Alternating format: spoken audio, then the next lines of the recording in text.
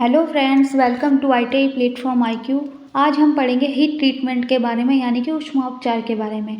ये आपका second part है एंड फर्स्ट पार्ट मैं करा चुकी हूँ, जिसमें मैंने आपको हीट ट्रीटमेंट के बारे में बताया है एंड इनके प्रोसेस के बारे में बताया है क्या होता है, और इनके मेथड के बारे में भी मैंने थोड़ा थोड़ा बताया है ताकि आपको समझने में आसानी हो। तो प्लीज़ पहले आप जाके उस वीडियो को देखिए एंड इसके बाद आप इसे समझेंगे तो ज़्यादा आसानी होगी। चलो चलते हैं मेथड ऑफ हीट ट्रीटमेंट के बारे में। ये 5 टाइप्स के होते हैं, हमने बात की थी। ये किस तरह से वर्क करते हैं हमने इस बारे में बात किया था, लेकिन हम समझते हैं इनके प्रोसेस क्या क्या हैं, क्या क्या इसमें पॉइंट्स आते हैं एंड किस तरह से हमें इसको करना है। तो सबसे पहले हम इन पॉइंट्स में बात करने से पहले हम बात करेंगे क्रिटिकल टेम्परेचर की, जो कि lower critical temperature and upper critical temperature हमें समझना है। ठीक है, देखो क्रिटिकल टेम्परेचर क्या होता है। बेसिकली जिस पॉइंट में क्या होता है, हमारा स्ट्रक्चर चेंज होने लगता है। जब हम किसी धातु को किसी टेम्परेचर पे हम हीट देते हैं, सब अलग अलग धातुएं होती हैं, है ना। किसी की क्षमता कम होती है, किसी की ज़्यादा होती है। तो जिस पॉइंट में टेम्परेचर बढ़ना बंद हो जाए, उसके स्ट्रक्चर में चेंज आने लगती है, तो वो वहाँ से हमारा क्रिटिकल टेम्परेचर, उसे बोलते हैं हम क्रिटिकल टेम्परेचर।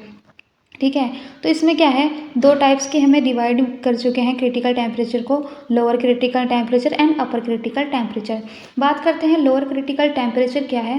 वह तापमान जिस पर धातु के कणों में परिवर्तन होना शुरू हो जाता है। ठीक है, जब भी हम किसी धातु को हीट करते हैं, ठीक है, तो क्या होता है कि किसी पॉइंट पे ऐसा आता है कि हीट जो टेम्परेचर है वो तो बढ़ना बंद हो जाएगा, लेकिन जो उसकी स्ट्रक्चर है ना अंदर से, वो चेंज होने लगती है। जैसे प्लास्टिक है, प्लास्टिक को आप हीट करो तो क्या होता है, जल्दी से एकदम पिघलने लगती है ना, स्ट्रक्चर में चेंज आ जाता है उसका।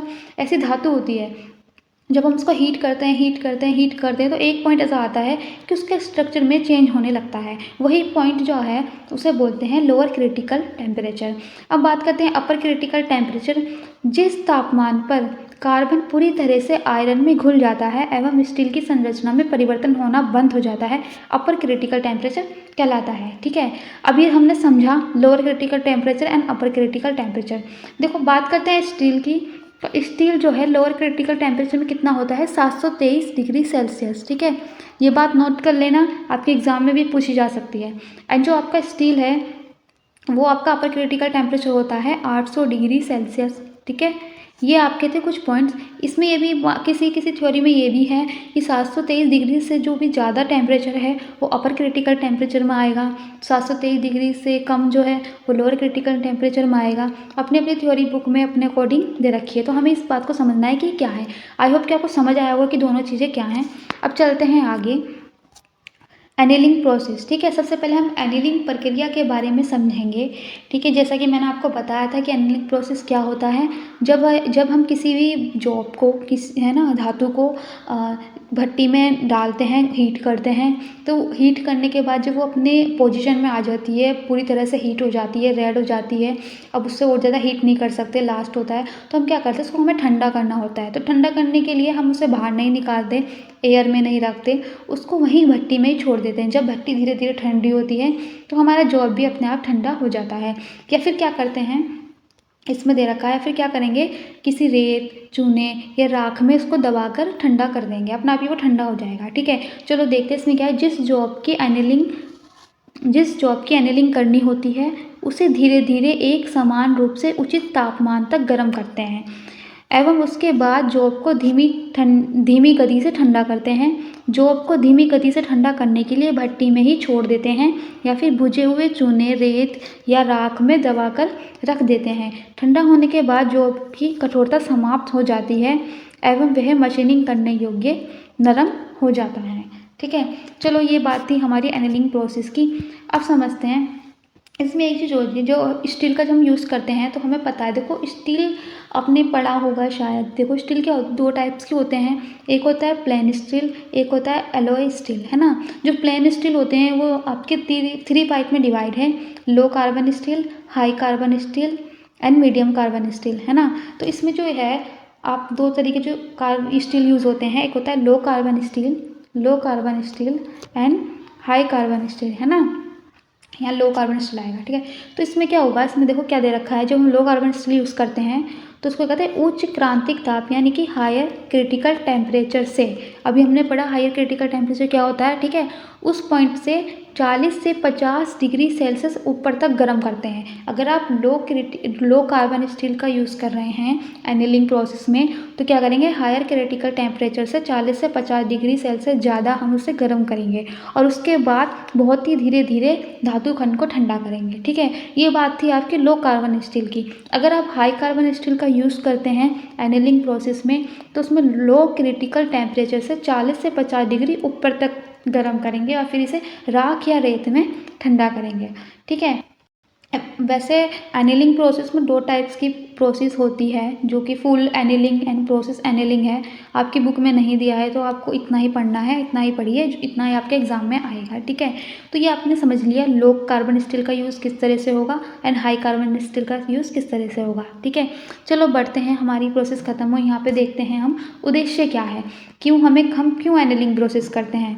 देखो, फर्स्ट है टफनेस को कम करने के लिए। ठीक है, टफनेस मैंने आपको जो है मैंने बताया है, मैंने पहली वीडियो बनाई है जो, उसमें मैंने मैकेनिकल प्रॉपर्टीज़ के बारे में बताया है। नहीं देखा है तो आप जाके देखिए, समझिए क्या क्या होता है।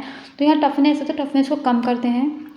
ठीक है, एंड मशीनिंग योग्य बढ़ाते हैं उसको। मशीनिंग योग्य क्या होता है, जब भी बहुत सी ऐसे मटेरियल होते हैं बहुत ज़्यादा टफ होते हैं, कठोर होते हैं नहीं, तो उसको क्या करोगे आप, अगर मशीन में एक डायरेक्ट ही मशीनिंग करने लगोगे, डायरेक्ट थ्रेड वगैरह या उसकी मशीनिंग कुछ भी करने लगोगे, तो क्या होगा, सरफेस में उसमें प्रॉब्लम आ जाएगी। तो उसको लिए भी हमें पहले मेंटेन करना पड़ता है किसे, जॉब को, तो उसकी योग्य बनाना पड़ता है। एकदम हार्ड मटेरियल नहीं डाल सकते आप मशीन में, है ना।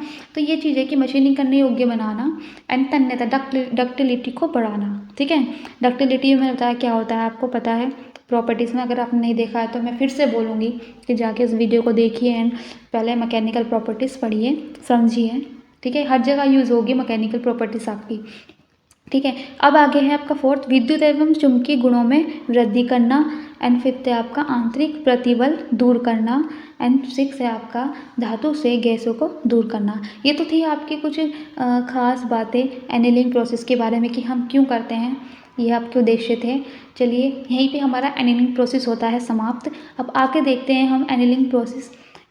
अभी तो ये भी रह रहा है कि स्टील के बारे में, है ना। अभी हमने पढ़ा था स्टील, तो जब भी हम माइल्ड स्टील का यूज़ करते हैं एनीलिंग प्रोसेस से, तो वो हमारा कितना होगा, 840 डिग्री सेल्सियस से 870 डिग्री सेल्सियस से। देखो, इसे ना आप लोग स्क्रीनशॉट ले लो और इसको पढ़ लो अपने आप, क्योंकि एग्जाम में पूछ सकता है ना कि हाई कार्बन स्टील को एनीलिंग प्रोसेस द्वारा करते हैं तो कितने टेम्परेचर में करते हैं, तो 760 डिग्री सेल्सियस से 780 डिग्री सेल्सियस तक, है ना।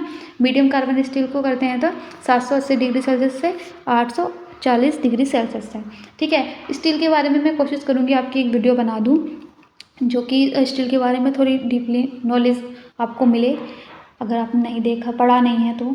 ठीक है, ये तो बात थी आपकी स्टील की एनीलिंग प्रोसेस में। अब आगे चलते हैं, क्या है, यहीं पे हमारा ख़त्म होता है एनीलिंग प्रोसेस। अब देखो, नॉर्मलाइजिंग प्रोसेस हमारा सेकंड है प्रोसेस।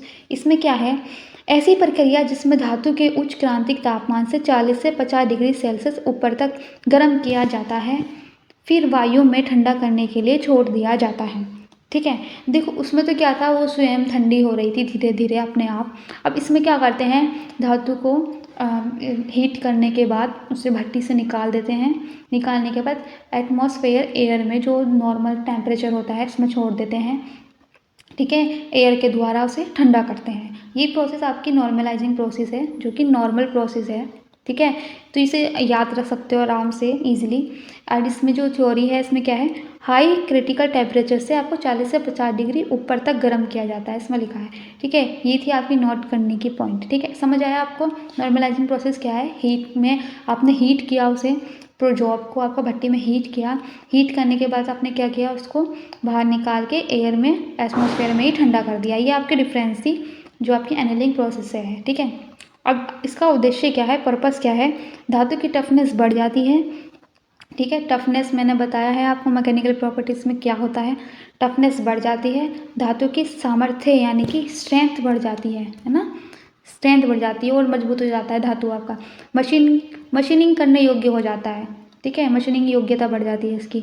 धातु के आंतरिक प्रतिबल दूर हो जाते हैं।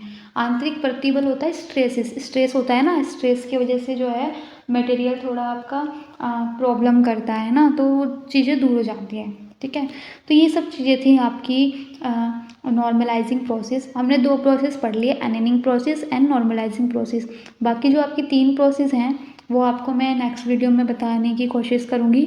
अभी हम इसी वीडियो को यहीं समाप्त करते हैं एंड आई होप कि आपको मेरा वीडियो अच्छा लगा हो, ये पढ़ाने का तरीका आपको सही लगा हो, समझ आया हो।